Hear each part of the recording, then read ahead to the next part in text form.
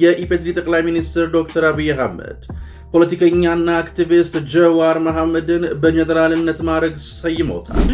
ጀዋር ተመለሰ፣ ፌስቡክ ላይ መጣ፣ በቃ መንግስት አበቃለት፣ አሁን ተጣምሮ ንቅናቄው ተመርቶ 4 ኪሎ ገብተናል። ጀዋር መሐመድና ኦሮምኛን ጀዋርኛንና ኦሮምኛን አታምታቱብን። ጀዋር በፖለቲካ አቅም አለኝ በምትለው ስም እስካሁን ኦሮሚያ ውስጥ አንድ ትምህርት ቤት ሰርተሃል ወይ ብትለው መልስ የለውም። የተጠየፋቸውን ሆኖ መጣ፣ የተቻቸውን መሰላቸው። ኢጎ ቀርጥፎ በላው፣ ምርቃናው ለውርደት ዳረው፣ ትዕቢቱ ቁልቁል ሰደደው። ጀዋር ሲነካ የሚደብራቸው ብልጽግናዊ ቱሩፋት ተካፋዮች፣ የብልጽግና ጎበዝ አለቆች ቱሩፋት የሚጥሉላቸው ሰዎች አሉ። ይደብራቸዋል ጀዋር ሲነካ። ጀዋርኛ መንግስት አይገለብጥም፣ አሉሻሉሽኛ መንግስት አይገለብጥም። የችግሩ አካልነታቸውን ሳያምኑ የኢትዮጵያ ፖለቲከኞች የመፍትሄ አፍላቂኛ ነን ብለው ይመጣሉ። ፖለቲካችንን መሬት አውርደን በሐሳብ በኮንስፓይሬሲ ከመጫወት ይልቅ በሰዎች ትከሻ ላይ አንጠልጥለውብናል። የሰዎቹ ማንነትና ምንነት ሲብራራ ነው መንገዳቸው የሚለየው። ምክንያቱም ሁሉም በየራሱ ጀግና፣ ሁሉም በየራሱ አውራ፣ ሁሉም በየራሱ ጎሬ ተከልሎ ነው ኢትዮጵያን አጮልቆ የሚያያት። ማሞ ሌላ፣ መታወቂያው ሌላ፣ ያመመን ሌላ፣ መድኃኒታችሁ ሌላ፣ የምናስበው ሌላ፣ የሚቀልዱብን ሌላ። ሰላም ጤና ይስጥልን ወደ ዮሐንስ ኮርነር ቤተሰቦች፣ እንዴት አላችሁ? እንዴት ሰነበታችሁ? እንዴት ከረማችሁ? አለን እኛ ዮሐንስ ኮርነር ዛሬም ዳግም ተመልሶ መጥቷል። ዛሬም የተለያዩ ርዕሰ ጉዳዮችን አነሳለን። ከዛ ፊት ዮሐንስ ኮርነርን ላይክ፣ ሼር፣ ሰብስክራይብ ማድረጋችሁን እርግጠኛ ሆኑ። ለመላው የክርስትና እምነት ተከታዮች እንኳን አደረሳችሁ። ዛሬ አውደ ዓመት ነው።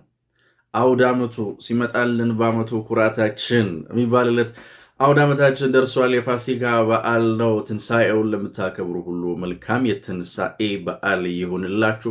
ሕማማቱ አልፈው ደግሞ ለትንሣኤው በቅተናል። ሀገራችንንም እንዲሁ ለትንሣኤ ያብቃልን። ተነስቷል። የመቃብር ደጃፍ ተከፍቷል። ድንጋዩ ከሩቅ ተንከባሏል። ከፈኑ ብቻ ነው አስክሬኑ የታል? በእውነት ኢየሱስ ድል ነስቷል ተብሎ ትንሣኤው እየተከበረ ነው። ሆሳዕና ተብሎ ሕፃናቱ አዚመው ለትንሣኤው አዳርሰውታል። ሕማማቱ አልፎ ትንሣኤው ላይ ቆመናል። ፋሲካ እጅግ በድምቀት እየተከበረ ነው። አንዱ ስለ ሁሉ ሞተ፣ በአንዱ ሞትም ኃጢአት ሁሉ ተሰረየና ትንሣኤ እየተከበረ ነው። ለሰብከን ነው እንዴ ማለት መብታችሁ የተጠበቀ ነው። ለሰብካችሁ አይደለም። በቃ እንደዛ ነው። ትንሣኤ ነው። ዛሬ እንኳን አደረሳችሁ። ዛሬ የበዓል ወሬ ነው የምናወራው። አብይ ጀዋርን ተሾሟል። በዚህ አጋጣሚ ግን በዓሉ የሰላም የጤና የብልጽግና የአብን የኦፌኮ እና የኦነግም እንዲሆንላችሁ እመኛለሁ ለማለት እንገድዳለን። እንግዲህ የብልጽግና ብቻ ብዬ ቅድም ሲላይ ለካ በዓሉ የኦነግም የኦፌኮም የአብንም የሸኔም የፋኖም እንዲሆንላችሁ እንመኛለን ለማለት እንገድዳለን። ዮሐንስ ኮርነር ላይክ፣ ሼር፣ ሰብስክራይብ አድርጉት። አብይ ጀዋርን ሾሞታል። ተሾሟል። ጀዋር መሐመድ ተሾሟል። በጀነራልነት ማዕረግ ስልጣን ይዟል። ጀዋር ጃልዴ ጃገዴ ጀዋር መሐመድ በጣም ብዙ ጊዜ ብያቸዋለሁ፣ የሚያሳዝነኝ ፖለቲከኛ ነው። ሰሞኑን ከነ ለማ መገርሳ ቤተሰብ ጋር ታስረዋል ብሎ ብቅ ብሏል። ጀዋር የለማ መገርሳ ጉዳዮች ቃል አቀባይ ሆኖ ብቅ አለ። አይጀዌ የማይሆኑ ነገር የለም። የኔ አባት ኪሳራ እኮ ሹመቱ ነው። ሹመቱ ነው። አብይ የሰጠው ሹመት እንደዚህ ያደርጋል። ዶክተር አብይ ለጀዋር የሰጡት ሹመት እንዲህ አይነት ስራዎች እንዲሰራ ነው የሚያደርገው። የለማ መገርሳ ቤተሰቦች ታስረዋል፣ ከዛ ደግሞ ትናንትና ተፈቷል እያለ ነበር። እኔ ለመንግስት ለምን እንዳሰረ ምን እንደሚመረምራን አያውቅም። ታሰረ ተጋግጠ ሰውየውን የራሴ የፖለቲካ ካምፕስ ለማስገባት በጣም ብዙ መከራ እያየ ነው። አይደለም ከለማ ጋር ከማንም ጋር ተዳቅለ ብትመጣ ጃዬ ከዚህ አብይ ከሰጠ ሹመት ውጭ ሌላ ስራ የለህም። በጣም አዝናለሁ። በቃ አብይ ሾመሃል። የሾመህን ሹመት መወጣት ነው ያለብህ። ጀዋር በጀነራልነት ማዕረግ ተሹሟል። ጀነራል አሉሽ እቺን ቃል ሰሞኑን ሰምቻት ንፍር ስል ጀዋር ካይምሮ ሊወጣ አልቻለም። ከዛሬ በኋላ የጀዋር መሐመድ የሹመት ዜና በሁሉም ሚዲያዎች እንዲሰራጭ እንጠይቃለን። የኢፌዴሪ ጠቅላይ ሚኒስትር ዶክተር አብይ አህመድ ፖለቲከኛና አክቲቪስት ጀዋር መሐመድን በጀነራልነት ማዕረግ ሰይመውታል። ስያሜ መስጠትን ብቻ ሳይሆን ማዕረግ መስጠትን ብቻ ሳይሆን የራሱ የአቶ ጀዋር መሐመድ ስምም ተቀይሮ ጀነራል አሉሽ መባሉን የአገሪቱ የመረጃ ምንጮች ዘግበዋል የሚል ዜና ይሰራጭልኝ። እሺ ጀነራል አሉሽ ጀዌ ጀነራል አሉሽ አብይ ጀዋር እየመጣ ባስቸገረው ቁጥር እንደዚህ እናድርግ ሲለው ስሙን አያነሳውም። ብቻ ቤተ መንግስት ቁጭ ብለው ይለዋል። አደብ ያጀማ ከፍ አድርገው እስቲ አደብ ያጀማ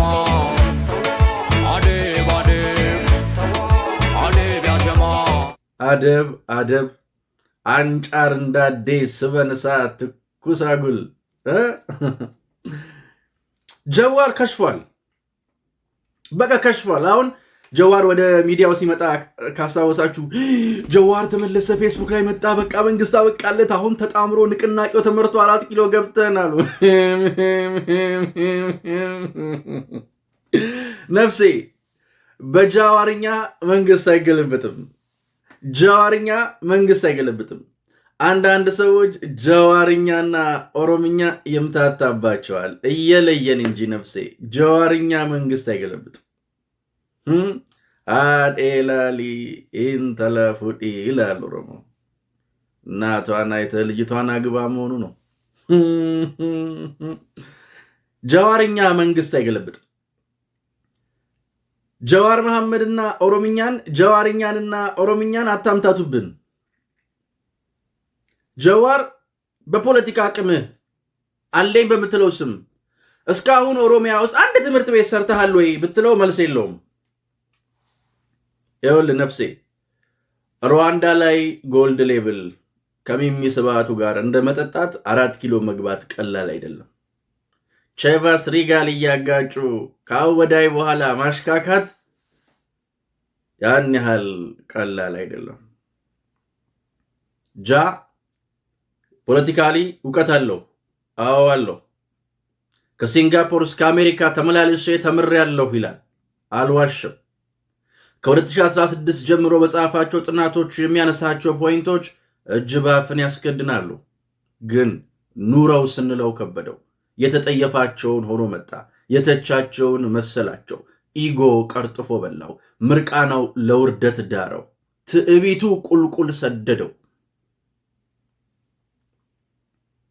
አካባቢ ሳይንስ የተማሩ ሰዎች የማይሰሩትን ፋውል ፖለቲካል ሳይንስ ተምሬያለሁ ያለን ጀዋር መሐመድ ደጋግሞ ሰራው። ቁልቁል ተነዳ። በስተመጨረሻ ባሉሽ ማዕረግ ጀነራልነትን ተክቦ መጣ። በጣም ያሳዝነኛል። ጀዋር በየትኛውም ሚዛን ኃይሌ ፊዳን፣ በየትኛውም ሚዛን ባሮ ቱምሳን አይበልጥም። እሱ ግን ካልኩሌተሩን ሰርቼዋለሁ እያለ አቅም ካልኩሌት ማድረግ እንኳን አልቻለም። ከሸፈ። አሁን በጣም እየዳከረ ነው። ባይዞይ ጀነራል አሉሽ በጣም ፍዳውን እያየ ነው። ራሱን ያገኘበትና የጠበቀበት ቦታ አልተመጣጠነም። እንዳልኳችሁ በጃዋርኛ አብይኛ አይፋቅ። አሁን ጀዋርን ስናገረው ባይዘው በጣም ብዙ የሚደብራቸው የብልጽግና ሰዎች እንዳሉ ታውቃላችሁ። ግን ከባድ እኮ ነው ብራዘር። ትግሉ ወይ የፈርጁ ነው። ጀዋር ሲነካ የሚደብራቸው ብልጽግናዊ ቱሩፋት ተካፋዮች፣ የብልጽግና ጎበዝ አለቆች ቱሩፋት የሚጥሉላቸው ሰዎች አሉ። ይደብራቸዋል ጀዋር ሲነካ። መጣውን ጀዋርን የመናገር ሞራሩን ከየት አመጣው? ገዝቼ ነው። ምን ይሻላል? ይደብራቸዋል። ሼም አይዛቸውም። ሲርባቸው አምፖል ያለውን ቲሸርት ለብሰው ነው የሚሮጡት። ሲጠግቡ ጀዋር ትዝ ይላቸዋል። አብይ ጋ የተጠጋጉት ለሆዳቸው ነዋ። እንደምታውቁት እነኚህ ሰዎች የዱለት ፖለቲካ አራማጆች ናቸው። ሐሳባቸው ሁሉ ከአንጀት እስከ ጨጓራ። ዛሬ የፍስክ ነው የምናወራው። ጾም ተፈቷል እና ጀዋርኛ መንግስት አይገለብጥም። አሉሽኛ መንግስት አይገለብጥም። መጣ በቃ ፌስቡክ ላይ ላይኩ ተጋጋለ፣ ሼሩ ተጧጧፈ፣ ኮመንቱ አንሰራራ። አብይ ጉዱ ፈላ ተባለ። ጉዱ ፈላ ሰይጣን ጉዱ ፈላ የሚል እንትን አውቃለሁ እኔ ፕሮቴስታንት መዝሙርና ምን ነው የሚያም ጉዱ ፈላ ስሙ ነው። አሁን በጃዋርኛ መንግስት አይገለበጥም። ሰሞኑን የጃዋር መሐመድን ጫማ ፎቶ አንስተው ዋጋዋን እየሰሯት ዋጋቸው ተምታታባቸው። መጸጸቻውን ሰጥቶ ከበላ ሰው ምን ይጠበቃል? መጸጸት እንኳን አይችልም እኮ መጸጸት። አብይ ለውጡን ያውቀዋል። ባይዘው እስቲ ዛሬ ባሎ ጋር ለያዝ ነው። አብይ ለውጡን ያውቀዋል። ለውጡን ስለሚያውቀው ለፍቶ እንዳመጣው ስለሚያውቅ የሆነ ሰው በሆነ ነገር ከለፋ ባይዘው ኢጎ ቢልድ አፕ ያደርግ አይታበይም። ተአብዮ የለው። እነ ጃዋር ያለፉበት በጣም ብዙ ያልታተሩበት ነገር ስለሆነ በአጋጣሚ እጃቸው ላይ የገባው ኢጎ ቢልድ አፕ ያደረጉበት፣ ኢጓቸውን ገነቡበት። በቃ ካለነሱ ሰው የሌለ መሰላቸው። ካለኛ አትዱንም አሉን እነ ጀነራል አሉሽ። አሁን ከህወሓት ጋር መስራት ያምራቸዋል። ከፋኖ ጋር መታዘል ያምራቸዋል። ከዛስ 4 ኪሎስ እዛው መንገዷ ላይ ነች። ምን እያለች አደብ ያጀማ ከፍ አደብ ያጀማ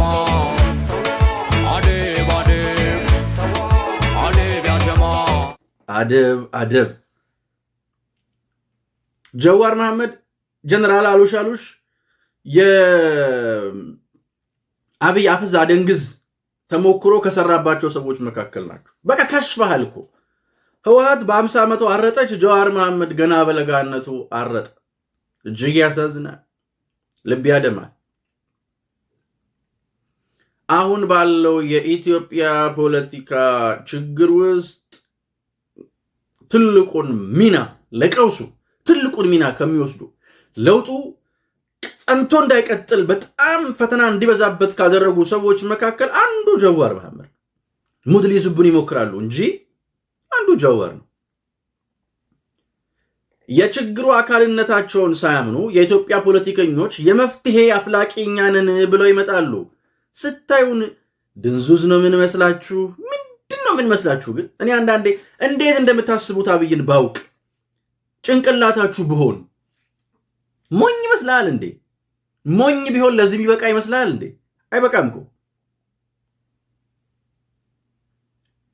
በሞኝነት እዚህ አይደረስም።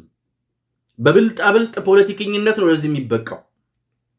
በጅልነት እዚህ አይቆምም።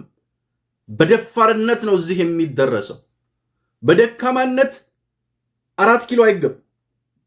በጽናት ነው እዚህ የሚመጣው። 4 ኪሎ ልፊ ለመግባት ሽቅብ ጋልበ የምትሄደው የሂልተኑ መንገድ ቀላል ዳገት አይደለም።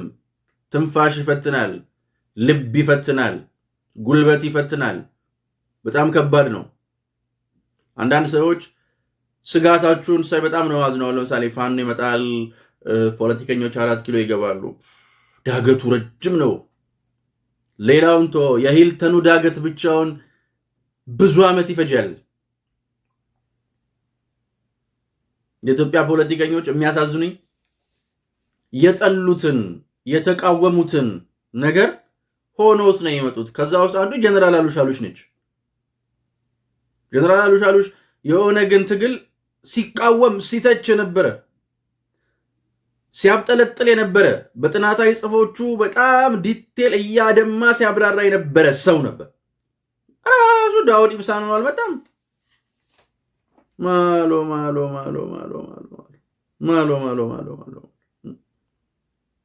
ምን ነው ጃዬ ምን ነው አሉሽ እና አሁን በኢትዮጵያ ፖለቲካ ውስጥ ያው በየመስኩ ነው ባይዘው በጀነራልነት የተሾሙ ሰዎች ጀዋር ብቻ አይደሉም፣ በጣም ብዙ ናቸው። ጀነራል አሉሾች በየአቅጣጫው አሉ። አሁን ለማ እንደዚህ ሆነ፣ ለማ እንደዛ ሆነ፣ ለማ እንደዛ ጠቅላይ ሚኒስትር ይሆንልን ያሉት ሰዎች የግለሰብ ቃል አቀባዩ ነው መጣ። አወይ ክሽፈት፣ ማነስ፣ መተናነስ፣ መቅለል፣ መውረድ። ስለ ግለሰቦች እያወራን ነው። ምንም አማራጭ የለንም። የኢትዮጵያ ፖለቲካ የግለሰቦች ትከሻ ላይ ተንጠልጥሏል።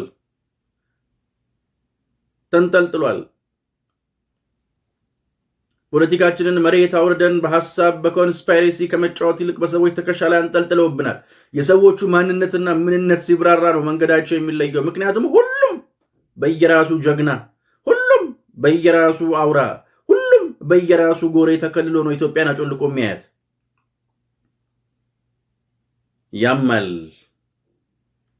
ያማል።